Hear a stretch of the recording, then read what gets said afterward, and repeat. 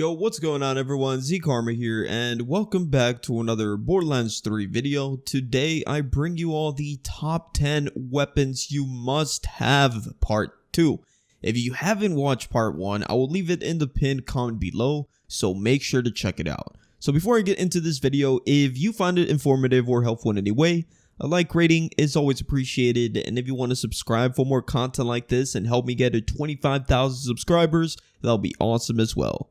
Starting off this list, we have the Facepuncher.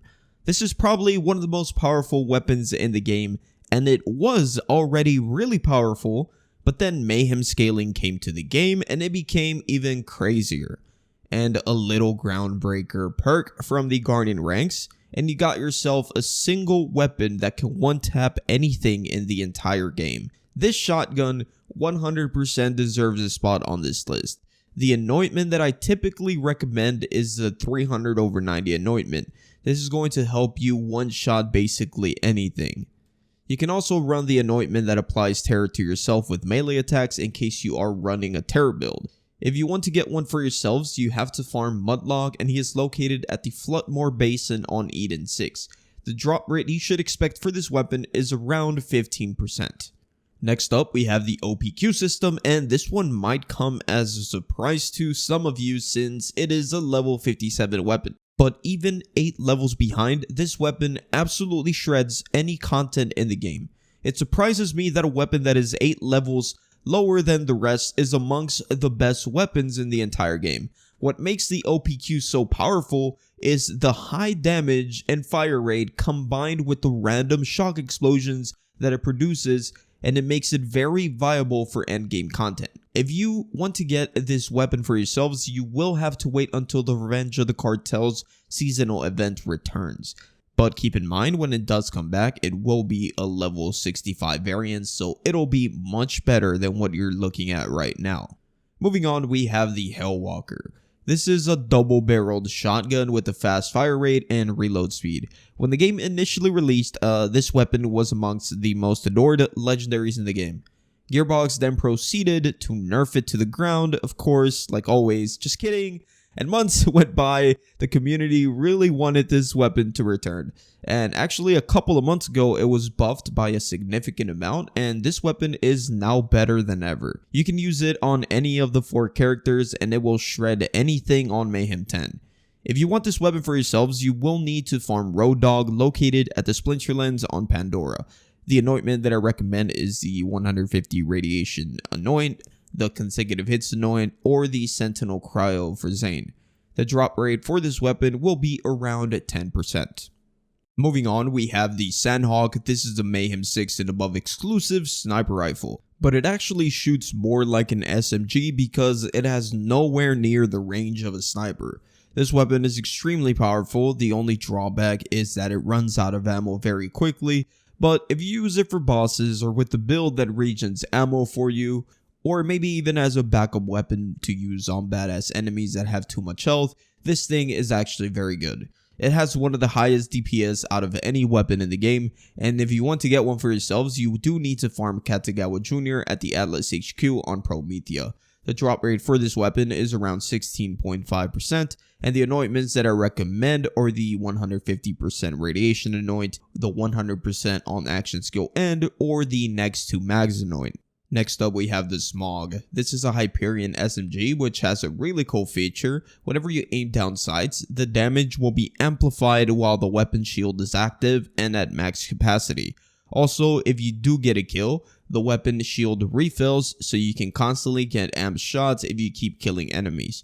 It works especially well on Zane if you play around keeping your barrier up. That way, the weapon shield never really takes any damage, and you always get those amped shots. If you want to farm this weapon for yourselves, you do need to farm Scourge the Invincible, which is the final boss of the Guardian takedown. The best anointments for this weapon are the consecutive hits anoint, the sentinel cryo anointment, the 150% radiation anoint, and the next 2 magazines anoint. The drop rate for this weapon will be around 25%. Moving on to the next one on this list, we have the Gargoyle. This is a COV pistol that can only come as corrosive and deals an insane amount of splash damage. It's even good on Amara, the worst splash damage character. This weapon does a ton of things. First off, it shoots bullet projectiles that stick to enemies and explode after a short time. It also randomly shoots out blobs that deal increased splash damage, and on top of that, when you reload, it shoots out 5 of those blobs to deal up to 500% increased damage in total. You can also reload cancel to keep shooting those 5 blobs of corrosive splash for some crazy damage. If you want to get this weapon, you do need to have DLC number 3 and farm Dickon Goyle. He is located at the Bloodson Canyon. The anointment that I recommend is the 200% splash anoint or the 150% radiation anoint. Next up we have the Star Helix. This is the dull assault rifle that really goes under the radar for some reason. A few months ago it did receive a significant buff that made it a really good option as an assault rifle. It is a little quirky to use. Yes, you do need to be at a certain distance from the target for this weapon to be effective, and that distance is around medium range from your enemies to bring out the best in it. But once you get used to it, you'll have a lot of fun destroying things on Mayhem 10. Definitely must have weapon. You can farm it from the power troopers, which are located at the Atlas HQ on Promethea, and the drop rate for this weapon should be about 2.5%. Keep in mind this is per power trooper. Moving on, we have 2 weapons which I wanted to put together, the Hellshock and the Beacon. Both of them are insane. The Beacon is basically the better version of the Hellshock, but I wanted to include both since the Hellshock is no slack. The Hellshock can switch between shock and fire damage, and the Beacon can switch between combination of any 2 elements. Both of them deal splash damage and a huge amount of dot elemental damage. So which should you take? Well, if you have DLC number 3, you can go ahead and farm the Beacon from Jarek Logan at the Bloodson Canyon and expect a drop rate of around 33%. Or if you don't have DLC, then you can go ahead and farm the Hellshock from Vermilingua over at the Splinterlands on Pandora and expect a drop rate of around 15%.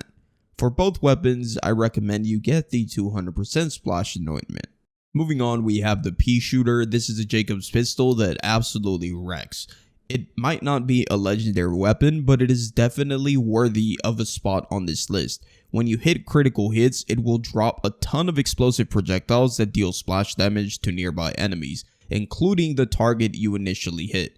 It works really well with any character of your choice. Unfortunately, this weapon cannot come with an anointment, but it is still damn good. If you want to get this weapon for yourselves, you do need to have DLC number 3 and just play through it. It will be a mission reward. Finally, the last weapon on this list is the Prompt Critical. Some people like to call it the double penetrating unkempt herald. I didn't play Borderlands 2, but I heard it was a beast. Anyway, the Prompt Critical is no exception. This weapon can come as any element and can be ×3 or ×4 pellets. When you shoot this weapon, it will deal some crazy amounts of splash damage. You can also switch the firing mode to stick to enemies, and the more pellets you stick, the more damage and radius it will do. However, it seems like it doesn't do more damage. It must be broken, but I hope once they fix it, it'll do more damage when you use sticky mode. Anyway, this will take care of anything on Mayhem 10. This weapon is insane, and it works especially well on modes thanks to her splash damage synergies. If you want to get this weapon for yourselves, you can farm Evil Lilith on DLC number 4. You should expect a drop rate of around 10%, and the anointment that I recommend is the 200% splash anoint. And there you go, this was part 2 for top 10 must-have weapons on level 65 Mayhem 10. Hope you enjoyed the video and found it helpful, and if you did, by the way, please don't forget to drop a like. Thank you so much for watching, and I'll see you guys on the next one. Peace out.